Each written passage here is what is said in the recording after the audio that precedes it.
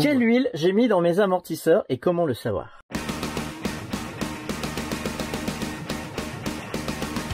Bonjour à tous et bienvenue sur la chaîne Tony RC, j'espère que vous allez bien. Bonjour. Aujourd'hui je suis avec Charles dans son atelier et on a une problématique. La problématique des amortisseurs et des huiles d'amortisseurs. En fait, il faut savoir que dans les amortisseurs hydrauliques des voitures, qu'elles soient piste ou TT, on vient changer l'huile à l'intérieur des amortisseurs. Donc ça, on le voit bien dans tes vidéos live quand tu montes les amortisseurs. Et donc il existe toute une gamme d'huiles dans des marques différentes. Schumacher, Pro Racing, etc., LRP. Et les huiles ont différentes viscosités. Elles sont plus ou moins fluides. Qui sont notées sur les bouteilles. Qui sont notées sur les bouteilles. Alors, 30, 500, 700. Il y a des gammes de chiffres, etc. Chaque marque a sa propre gamme, mais globalement, c'est toujours à peu près les mêmes chiffres en rajoutant des zéros. Tamiya, pour le coup, moi j'aime bien. Ils ont fait des huiles colorées. Et donc, on sait la couleur de l'huile et la viscosité de l'huile par sa couleur. Donc Yellow, le jaune, c'est 400. C'est d'ailleurs l'huile d'origine de tous les châssis. Si on veut de l'huile plus dure, on va mettre du 600. Et c'est la bleue. Celle que j'ai ici, on voit bien qu'elle est bleue. Je sais pas si sur la caméra on voit bien. Si, ça se voit bien. Et après, la plus dure, c'est la 700, c'est la purple. Donc Tamiya, en fait, a une gamme et a mis des couleurs sur chacune de ces huiles. Les autres, on le voit bien, elles sont transparentes. Donc là, pour le coup, reconnaître en démontant quelle huile j'avais mis. Parce que la dernière fois, je suis avec Hubert sur le circuit à Tamiya Tilt, il me dit « Ah, faut durcir tes huiles ». Mais laquelle j'avais mis dedans? C'est ça le problème. Je ne sais pas quelle huile j'avais mis dans mes amortisseurs. D'où le sujet de cette vidéo. Quelle huile j'ai mis dans mes amortisseurs et comment le savoir? Donc, le plus souvent, les amortisseurs sont noirs, on ne sait pas quelle huile on l'a mis dedans. Le châssis, j'ai pas roulé avec depuis 6 mois parce que c'était l'été et que je faisais du TT et que là, l'hiver, je reprends. Mince, quelle huile j'avais mis dans mes amortisseurs? Alors, dans cette vidéo, on va vous proposer une astuce à concevoir. Et vous pourrez certainement la décliner sur d'autres modèles de véhicules. Voilà, donc l'idée c'est de se dire, ah, est-ce que je mettrais pas un petit repère, un petit autocollant, quelque chose qui permet de repérer la viscosité d'huile sur le moteur. Et donc l'idée ici, c'est de créer une genre de rondelle qu'on va venir placer sur la tête de l'amortisseur, qui va être d'une certaine couleur. Et qui tient, et qui s'en va pas. Donc là maintenant l'idée c'est de faire le dessin en 3D, donc c'est de la CAO, de la conception assistée par ordinateur. Donc, il existe plusieurs logiciels pour dessiner des pièces en 3D. Le plus connu, et j'ai mis un imprimé écran ici, c'est Fusion 360. C'est le logiciel assez connu, il y a pas mal de tutos sur Internet. Il y a aussi Tinkercad, qui est plus enfantin. On vient travailler ici en ajoutant un cube, en ajoutant un cylindre, en enlevant une demi-lune, etc. Donc là, on a plusieurs outils assez simplistes, et ça permet de dessiner des pièces en 3D. Après, il y a SketchUp. Moi, c'est un logiciel que j'aime bien, c'est le logiciel américain de Google. Il y a plein de tutos sur Internet et le seul avantage, c'est qu'on peut travailler depuis n'importe quel ordinateur parce qu'il y a une version web. Donc, on n'a qu'à se connecter à son ordinateur à Internet et on peut dessiner directement en ligne. Il n'y a pas de logiciel à installer. Et il est gratuit. Et il est gratuit et c'est tout à fait officiel, etc. Et après, il y a OpenSCAD où là, on est plus sur une description mathématique. On a codé globalement l'objet. L'avantage d'ici, c'est de pouvoir utiliser des bibliothèques de pas de vis si on a besoin de ce genre de choses, ce qui n'est pas le cas aujourd'hui. Un peu plus difficile pour pour débuter. Voilà, mais ça peut être très utile dans certains cas de générer un objet à partir d'un code informatique qui pourrait être écrit assez simpliste quand même. Et après, sinon l'autre solution, c'est de ne pas dessiner la pièce. Mais le problème, c'est qu'on n'aura pas forcément il faut dans un catalogue existe sur une base. Voilà, donc il y a plusieurs logiciels, plusieurs sites web qui référencent plein de pièces. Alors, le site c'est Thingiverse, voilà. Principalement que des pièces gratuites. Après il y a Cult 3D qui existe aussi, après, avec du payant. J'ai cherché des pièces Tamiya, donc on va avoir ici une fusée de Blackfoot. On va avoir une biellette pour un TA04 de direction. On va avoir un support pour un shorty sur, je pense, une Avante TD4. C'est le châssis châssis jaune que t'as, voilà. Que je n'ai pas. Que tu n'as pas.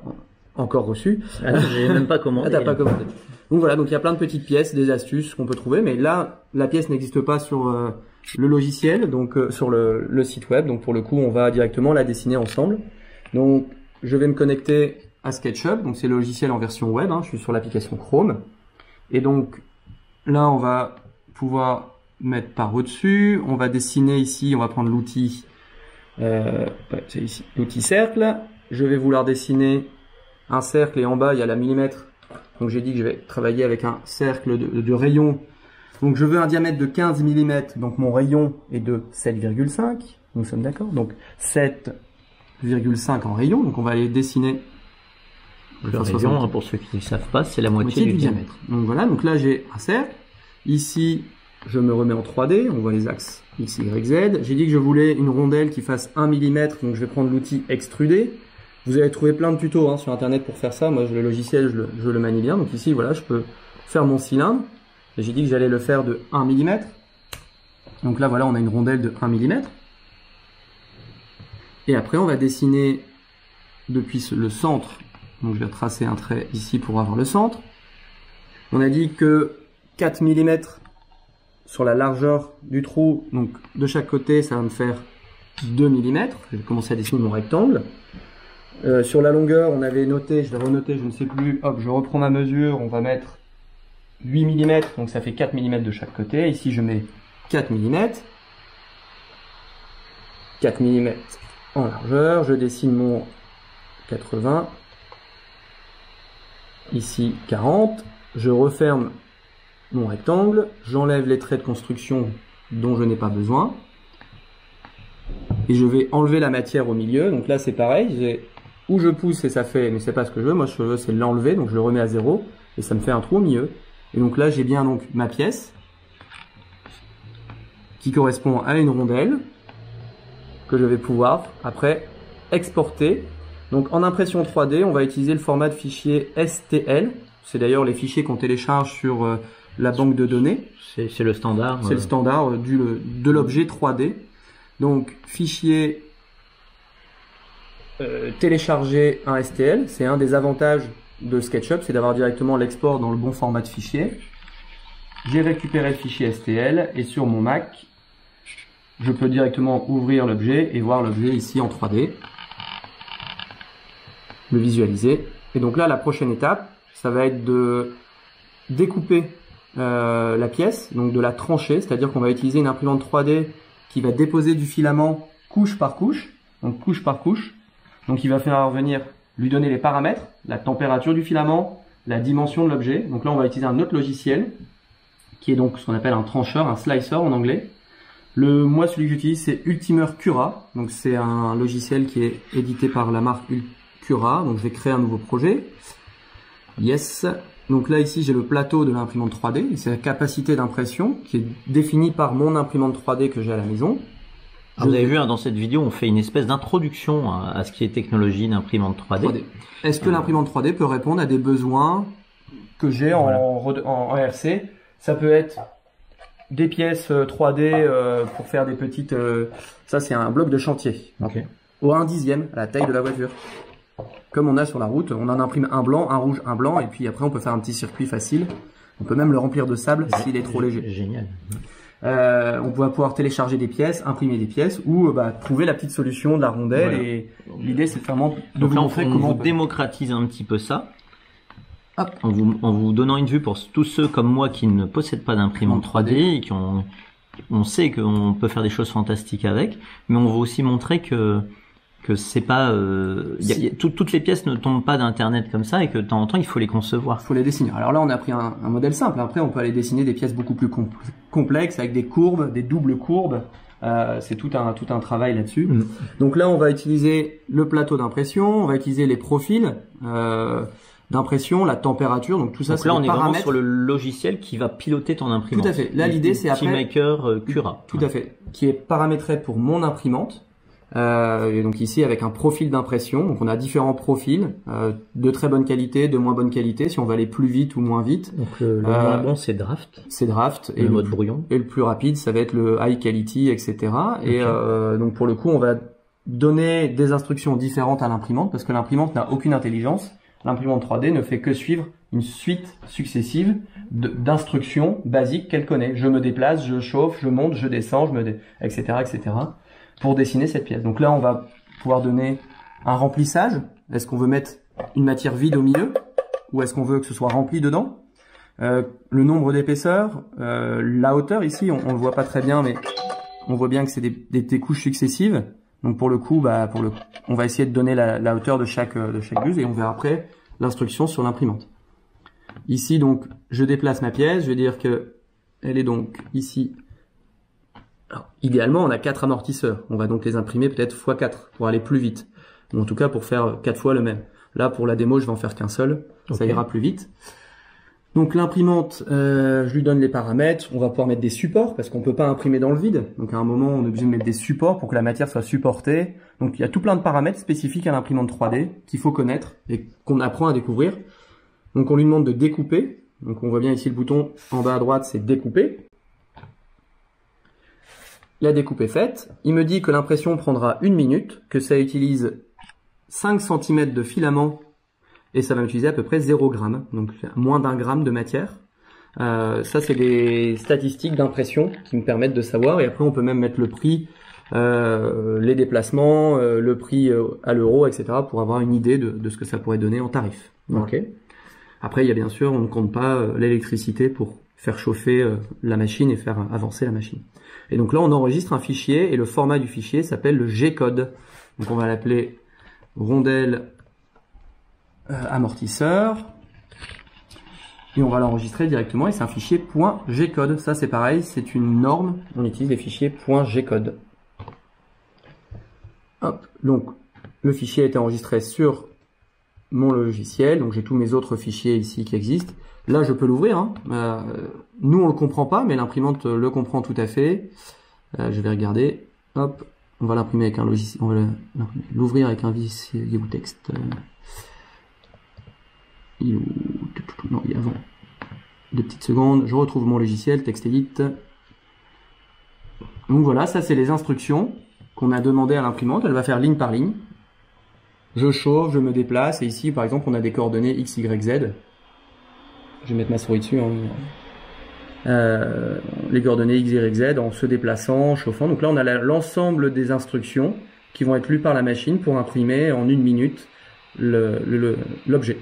Donc il y a énormément d'instructions et on arrive à la fin avec des petits fichiers parce que c'est du fichier texte. Mais voilà, c'est très léger, hein, ça quelques kilo-octets. Donc maintenant on va prendre ce fichier, on va le mettre sur l'imprimante 3D et on va lancer l'impression. Donc voilà, là c'est l'imprimante 3D, elle est dans le garage parce que ça fait un petit peu de bruit quand même quand ça imprime. On est donc sur du filament ici qui va être chauffé, poussé à travers une buse et qui va être déposé par couches successives sur le plateau pour créer une pièce en 3D. Voilà. Donc il y a plusieurs filaments qui existent. Là j'ai acheté un petit kit avec plusieurs couleurs, du jaune, du vert, du rouge, et donc pour le coup on va pouvoir imprimer la petite rondelle dans chaque couleur d'huile qu'on a à disposition. Si on veut on avait dit tout à l'heure purple, violet pour le 800, bah voilà j'ai du purple, vu qu'on a besoin de tout petit peu de plastique, donc le diamètre est spécifique, etc. Et c'est pour de l'imprimante 3D, c'est à base de maïs. Donc le but sera de refaire ces rondelles dans différentes couleurs. On va lancer l'impression. Moi je fais une petite aparté dans la vidéo. Regardez le support qui est un frigo. Un frigidaire. Le vrai frigidaire. On fait en fluo, jaune fluo, c'est sympa. Ça se verra bien. Hop, donc là je vais enlever le filament. Faut que je récupère une bobine vide. Je recharge le filament jaune comme une machine à coudre. Hop, hop. Donc le fil est poussé à travers le tuyau, échauffé par la buse et ça sort ici normalement après la purge. Alors on voit le fil qui arrive dans le tuyau blanc là. Ouais. Normalement je peux demander à l'imprimante d'avancer. Je l'avance à la main. Et là, elle est plutôt... Attends, là je vais filmer. Donc là, on a quelque chose qui chauffe là. Tout à fait. La buse chauffante qui chauffe là actuellement à 210 degrés et qui va donc faire chauffer le filament, le faire sortir sur une buse de 0,4 mm. Donc là on le voit sortir. Donc c'était du noir avant, je vais passer du noir au jaune. Voilà, on voit bien le jaune qui sort. Donc voilà, avec cet effet un petit peu... Hop, hop, hop. C'est pas bouillant. C'est pas plus chaud qu'un gâteau qui sort du four. Faut faire attention. Le plateau est chauffant également. Tu peux mettre ta main dessus. Là, il chauffe à 60. Ah oui, quand même. Ah, ça chauffe. J'ai mis une lame de verre pour être bien plat, pour pouvoir imprimer correctement. Et cette matière ici, c'est de l'époxy. Ça permet quand on imprime des grandes pièces de pouvoir, avec la flexibilité du plateau, venir décoller la pièce. On va pouvoir lancer l'impression 3D en lançant le programme. Et ça, tu le fais de ton téléphone. Alors j'ai une application, en fait ici, moi j'ai un petit Raspberry Pi. Donc c'est un micro-ordinateur. C'est pas obligatoire, hein, on peut mettre une carte SD directement. Donc j'ai un petit Raspberry Pi qui me permet, avec mon téléphone, de pouvoir directement diriger mon imprimante et avoir des paramètres. Ça s'appelle Octopi. Donc là j'ai les informations de mon imprimante, ça va arriver, hein. Sa température. J'ai là une petite caméra de type PlayStation que j'ai acheté d'occasion pas très cher, qui me permet d'avoir directement sur mon téléphone la vision de l'imprimante 3D, voilà, à distance. C'est pas mal. C'est canon. Voilà. Et je peux aussi la déplacer s'il faut. Tu peux surveiller. Voilà, donc là tu déplaces. Tu peux surveiller via la webcam et via cette application ta webcam depuis quand tu es à l'étage. Parce que là on est à la cave. Voilà. Ou à distance, même en dehors de la maison. Okay. Ah, une alerte Le Bon Coin Tamiya. Surprenant. Donc je vais aller chercher le fichier et on va aller imprimer le fichier. Tout ce qui est donc RC, tout ce qui est amortisseur, indicateur amortisseur version 2, 4 mm à 1, hop. Donc là je lance l'impression, hop, elle commence. Il y en a à peu près pour 1 minute, hein, ça va être assez rapide. Donc la petite purge de la buse. Ah oui, elle fait un trait sur le côté. Elle fait un trait sur le côté. Donc là elle a fait le carré, là elle fait le rond.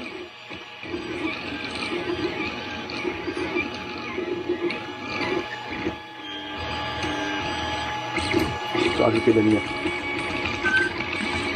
Ah oui, ça y est, je le vois.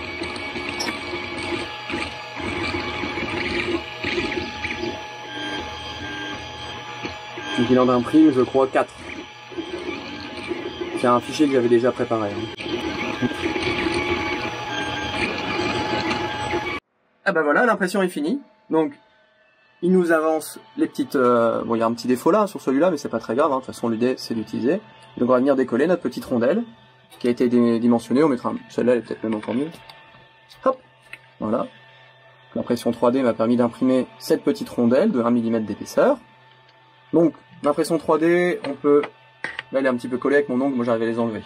Hop, sinon on a un petit outil pour l'enlever.